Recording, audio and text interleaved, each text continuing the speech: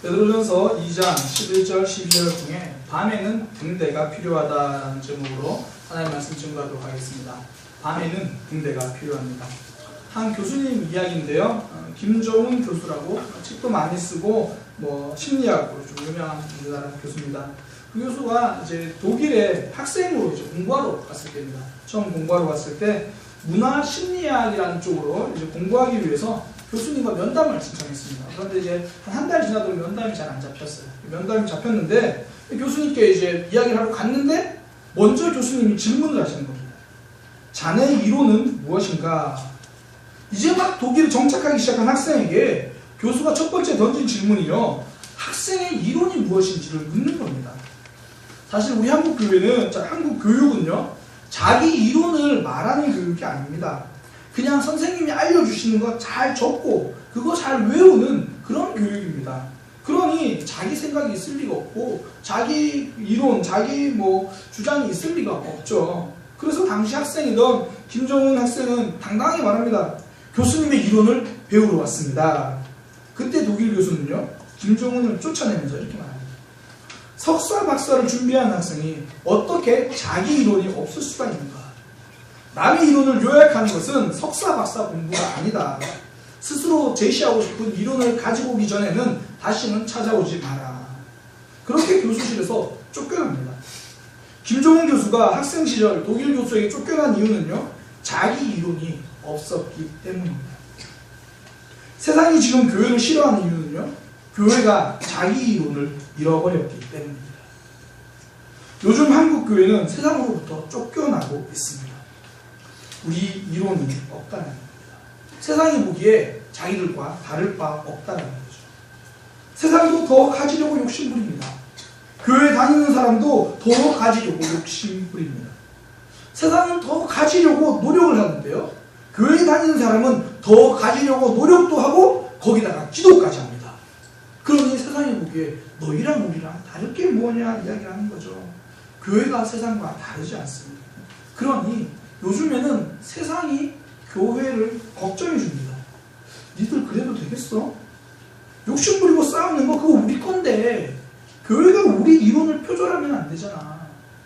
힘을 가지고 모든 걸 자주우지하려고 하고 그것 때문에 더 높아지려고 하는 거 그거 우리 이론인데 교회가 자꾸 표절하고 그러면 안 되잖아.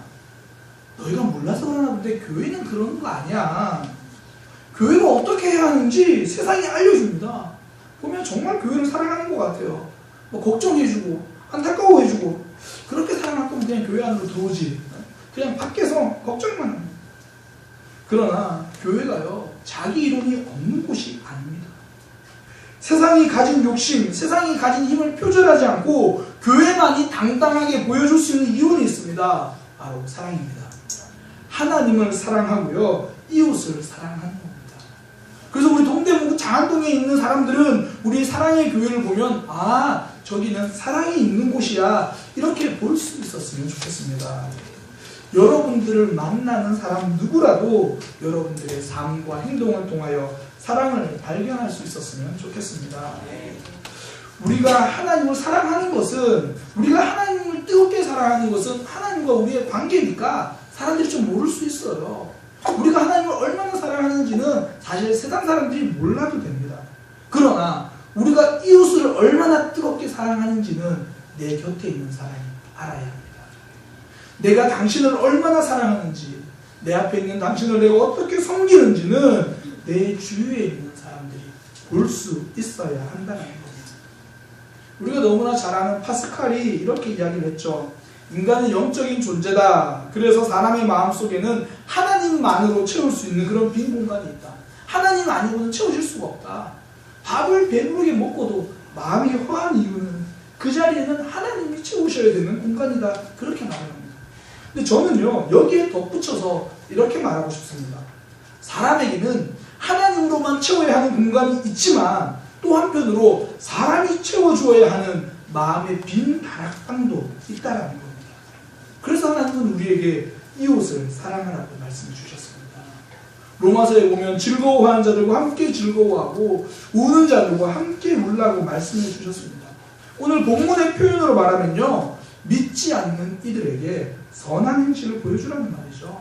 사랑은 행동이기 때문입니다. 사람들의 마음에 이 성도들의 선행, 성도들의 섬김으로 채워주어야 하는 그 빈자리가 있다라는 그 이야기죠. 하나님은 우리의 섬김으로 그 빈 다락방이 채워지기를 원하시는 거예요. 사람들의 빈 다락방을 채워주어야 할 사람은 바로 성도입니다. 여러분이 식료품 꾸러미를 이렇게 잔뜩 안고 이렇게 길을 간다고 생각해 보세요. 쫙 안고 갑니다. 근데 누군가 여러분에게 부딪히는 거예요. 그래가지고 나도 넘어지고 가지고 있던 거 다 떨어지고 계란은 깨지고 사과는 떼굴떼굴 굴러서 저쪽으로 가고 너무 화가 나는 거예요. 그래서 당장 소리칠 기세로 눈은 어디다 대고 달고 다니냐고 그렇게 말하고 싶은데 너 앞도 못 본 장님이라고 말하고 싶은데 정말 앞도 못 보는 거예요. 그 사람도 자기가 들고 있던 식료품 이렇게 가다가 다 떨어뜨리고 그런 거예요. 여전히 화는 나지만 이제는 분노보다는 내가 도와줘야겠다 그런 마음이 드는 거죠. 나는 보고 있지만 저 사람은 보지 못하니까 그게 보이는 거예요. 누가 찾아와서 부딪혔는가 보다. 나는 볼 수 있구나. 그거죠. 우리는 살다 보면 누가 부딪혔냐를 따집니다. 누가 더 잘못했느냐를 따집니다. 아니 요즘은 그것도 바뀌었어요. 내가 얼마나 상처받았는지 내가 얼마나 손해봤는지 그것만 볼 때가 있습니다. 그러나 누가 부딪혔냐보다 더 중요한 건요. 누가 볼 수 있는가라는 거예요. 누가 섬김을 볼 수 있는가. 누가 사랑해야 함이 보이는가입니다. 성도입니다. 하나님의 사랑을 깨달은 사람이 성도이기 때문입니다. 그 사랑으로 세상을 섬기는 사람이 성도이기 때문입니다. 그래서 부딪힌 사람이 아니라 볼 수 있는 사람이 도와주는 겁니다. 그래서 예수님은 우리를 보고 세상의 빛이라고 말씀하셨습니다. 우리는 어두운 세상의 빛입니다. 등대입니다. 그래서 우리가 사람들을 섬기고 도와줘야 할 이유, 그거면 충분하다는 거죠. 어떤 작가가요, 인도를 여행하면서 이런 말을 남겼습니다. 누가 너에게 도움을 청하러 오거든 신이 도와줄 거라고 말하지 마라. 마치 신이 존재하지 않는 것처럼 네가 나서서 도와줘라. 하나님은 우리의 손을 통해 세상을 사랑하기를 원하시고요. 우리의 발을 통해 세상을 섬기기를 원하십니다. 어두운 밤 같은 세상에 저와 여러분들을 향하여 등대라고 말씀하십니다. 어두운 밤에는 등대가 필요합니다. 하나님은 우리의 선한 행실이 믿지 않는 사람들에게 방향을 알려주는 등대가 된다는 거죠. 오늘 본문 말씀처럼 우리의 선한 일을 보고 세상이 하나님께 영광을 돌리게 되는 일, 그것을 우리에게 원하신다라는 겁니다. 그러기 위해서 우리 마음속에 먼저 등대를 켤 수 있어야 돼요. 내 속에 빛이 있어야 된다는 거죠. 그래서 11절에 이렇게 말합니다. 영혼을 거슬러 싸우는 육체의 정욕을 제거하라. 그러니까 죄를 제거하라는 이야기죠. 다른 사람의 길을 비추어 주기 전에, 선행을 하기 전에 내 마음을 지킬 수 있어야 된다라고 이야기를 하는 겁니다. 어두운 밤에 등불을 들고 걸어가면요 1m밖에 비추지 못합니다. 그런데 그 등불을 계속 들고 가면요 어두워도 어디든 갈 수 있습니다. 그 등불은 언제나 내 앞길을 비춰주기 때문입니다. 근데 문제는요, 그 등불을 가지고 남을 먼저 비춰주려고 할 때 문제가 생깁니다. 말씀이 나를 비추기 전에 말씀으로 먼저 상대를 비추는 겁니다. 그러니까 서로 부딪히고 서로 넘어지고 상처받는 거죠. 저는 요즘 우리 교회가 성장하고 있다고 생각합니다. 그 증거가 있어요. 말씀으로 자신을 비추기 시작한다는 겁니다. 저는 굉장히 부족하거든요. 부족한 저를 보고 목사님이 먼저 말씀대로 좀 살아가 보세요 라고 아직은 저한테 말씀하시는 분이 없었습니다. 겉으로는요. 이 말씀은 당신을 향한 말씀이야 라고 속은 생각은 들지만 성도들의 나눔을 들어보면 오늘 말씀은 나한테 하시는 말씀 같았어, 그렇게 고백하더라는 거죠. 누가 잘못했다, 누가 틀렸다 말하기 전에 말씀으로 나를 비춰보기 시작하는 겁니다. 사단의 전략은요, 집안에 있는 거울을 모조리 치우고 창문만 달아놓는 겁니다. 거울과 창문은 똑같은 유리입니다. 그런데 창문은 바깥만 봅니다. 나를 볼 수 없습니다.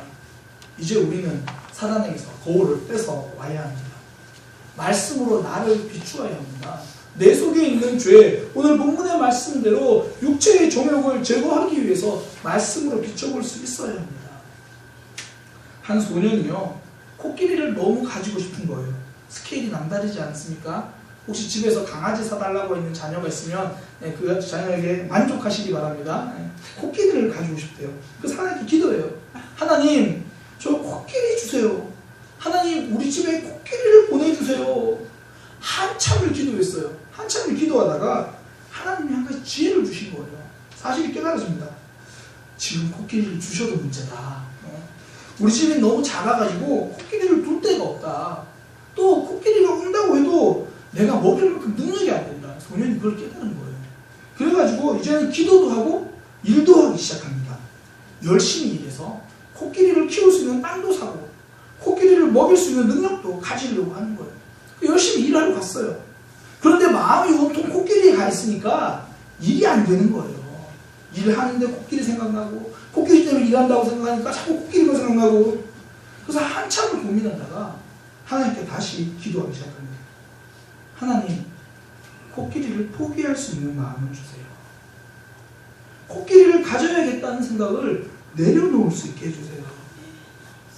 이 소년에게 진짜 필요한 것은 코끼리도 아니고요, 코끼리를 키울 수 있는 환경도 아니고요, 코끼리를 포기할 수 있는 마음입니다. 우리는 다른 사람을 섬길 때 내가 사랑하고 섬기면 저 사람이 변할 거야 라는 코끼리를 가지고 있습니다. 그 코끼리를 내려놓지 못하니까 섬길 때 힘든 거예요. 섬길 때 지치는 겁니다. 열심히 섬기고 나서도 버거운 겁니다. 저 사람이 언제 바뀌나, 상대방만 비추어 보려고 합니다. 그러니 지치는 거죠. 그래서 오늘 말씀, 먼저 내 속에 있는 죄를 제거하라, 나를 비춰보라고 말합니다. 그래서 하나님은 선을 행하기 전에 육체의 정욕을 제어하라, 그 말씀의 빛이 우리 속에 가득하기를 원하십니다. 요즘 TV 드라마에 스카이캐슬 굉장히 유명하다 하더라고요. 거기서 예서 책상이라고 인기가 있다고 합니다. 우리 교회 예서도 이 책상이 있는지 모르겠는데, 예서 책상 딱 한 명이 들어가서 공부할 수 있도록 문 닫는 그런 형태의 책상이라고 합니다.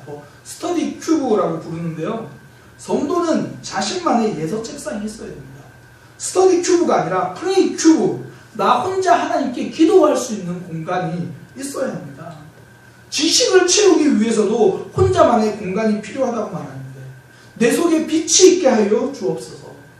죄를 이기고 하나님으로 채울 수 있는 그 시간, 그 공간, 그 자리가 우리에게 필요합니다. 이제 이번 화요일이 설이잖아요. 벌써 고향에 가신 분들도 있고, 또 예배 마치고 가족들을 만나기 위해서 가시는 분들도 있을 겁니다. 그런데 가족들을 보러 가기 전에 이런 이야기 듣고 가시는 분들이 있어요. 우리 엄마는 안 변해. 이번 설에 가도 분명히 이렇게 말할 거야. 우리 시어머니는 어쩜 그렇게 한결 같으신지 몰라. 이번에 가도 이렇게 말할 거야. 우리 형제 누구누구는 안 변해. 우리 동서, 우리 친척은 안 변해. 이번에도 이렇게 행동할 거야. 놀라운 통찰이지 않습니까? 안 변한다는 통찰, 이거 굉장히 중요합니다. 안 변한다는 걸 아니까 친척들 만날 때 변할 것이라는 코끼리를 내려놓고 가면 됩니다. 안 변하는 모습 때문에 상처받고 올 필요가 없다는 겁니다. 직장 출근할 때 그런 생각하죠. 오늘도 그 사람은 날 힘들게 할 건데, 안 변할 건데. 정말 좋은 통찰입니다. 그러니 오늘도 직장에서 그 사람이 날 힘들게 할 거라고 마음을 준비하고 가시면 됩니다. 다 아니까요. 교회 안에서도, 구역 안에서도 행동이 예측되는 지체들 있잖아요. 또 저러는구나. 그러면서 혼자 상처받고 아니면 혀를 ጭጭ하고, 그럴 게 아니라 대비하고 준비하는 거죠. 모르고 날아오는 총알은 맞을 수 있습니다. 그러나 알고 날아오는 총알까지 맞을 필요는 없다는 거죠. 프레이 큐브에 먼저 들어가서 기도로 준비하고 사랑으로 준비하고 그렇게 명절 출발하는 겁니다. 그렇게 직장 생활을 가는 겁니다. 오늘은 누가 나를 상처 줘도 저는 인내로 준비하겠습니다. 사랑으로 준비하겠습니다. 명절 가는 차 안에서는요, 말씀 풀어놓고 가는 거예요. 말씀으로 계속 채워가지고 웬만한 공격에는 끄덕하지 않고 버틸 수 있는 거죠. 또 피해갈 수 있는 겁니다. 그러면서 당당하게 사랑하고요. 당당하게 섬기고 당당하게 희생하고 오는 겁니다. 전쟁터라는 것을 알고 비무장으로 가는 것은 어리석은 겁니다. 사랑으로 무장하시기 바랍니다. 견딤으로 무장하시고 인내를 준비하고 말씀과 기도 붙잡고 완전 무장하고 가야 섬김에 승리하게 됩니다. 예수님도 십자가로 가시기 전에 예서 책상 프레이 큐브가 있으셨어요. 겟세마네 기도 동산이잖아요. 기도를 준비하셨습니다. 십자가로 비무장으로 가지 않으셨습니다. 기도로 준비하셨죠. 하나님의 말씀임을 확증하고 가셨습니다. 단단히 무장하고 가십니다. 밤이 캄캄하다고요. 등대는 원망하지 않습니다. 등대는 어두움을 탓하지 않습니다. 어두워지면 내 속에 있는 등을 켜줍니다. 그렇게 내 속에 등을 먼저 켜야 다른 사람을 섬길 수 있는 겁니다. 왜냐면요, 섬김은 아픔과 항상 패키지 상품이기 때문이에요. 인생은 패키지 상품이잖아요. 모든 가정이 한두 가지 아픔 꼭 가지고 있는 것 같아요. 제일 어리석은 이야기가 뭐냐면 저 집은 좋겠어. 저 집은 좋겠는데 알고 보면 꼭 아픈 사람이 있고요. 알고 보면 문제가 꼭 있어요. 첫째가 전교 1등이라고 부러워 있는데 둘째가 중학교 때부터 오토바이 타는 거예요. 첫째가 너무 잘하니까 온갖 대회 다니니까 엄마가 첫째는 온갖 대회 따라다닌다고 바빴는데 둘째는 경찰서 따라다닌다고 바쁜 거예요. 각 가정마다 아픔이 하나씩 다 있는 겁니다. 자녀들이 다 잘하니까 배우자가 속썩이죠. 배우자가 다 잘하니까 갑자기 가족 중에 누가 덜컥 아프다는 이야기가 들려오는 겁니다. 인생은요, 아픔과 함께 가는 패키지 여행입니다. 섬김도 그래요. 그 속에 아픔이 꼭 들어있다는 겁니다. 12절에 보니까 너희를 악행한다고 비방하는 자들이라고 말합니다. 성도들을 괴롭히고 힘들게 하는 이들이 있다는 이야기죠. 베드로는 그들 앞에서 선행을 하라고 이야기합니다. 선행을 보여주라는 말도 되지만 그들에게 나를 아프게 하고 나를 상처 줬던 그들에게 선행을 베풀라라는 말도 됩니다. 선행에는 비방과 괴롭힘이 패키지로 들어있다는 말입니다. 이게 우리만 그런 건 아닌 것 같아요. 절대 권력이라고 말하는 조선시대 왕들도요, 이런 모습이었어요. 이게 왕들이 나쁜 일을 하고 있을 때 상소를 올리고 대신들이 반대하면 괜찮은데, 왕들이 백성들을 위해서 일한다고 하고 백성들을 위해서 열심히 하면 지지해줘야 되잖아요.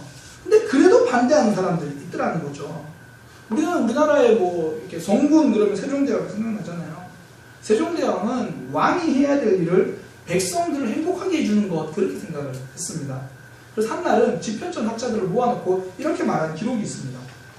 내 유일한 소망은 백성들이 원망하는 일과 억울한 일에서 벗어나는 것이요, 농사 짓는 마을에서 근심하면서 탄식하는 일이 영원히 그치는 것이요, 그로 인해 백성들이 살아가는 기쁨을 누리고자 하는 것이다. 너희들은 내 극진한 마음을 알아주었으면 좋겠다. 너희는 내 지극한 마음을 알아줬으면 좋겠다. 몰라준다는 이야기죠.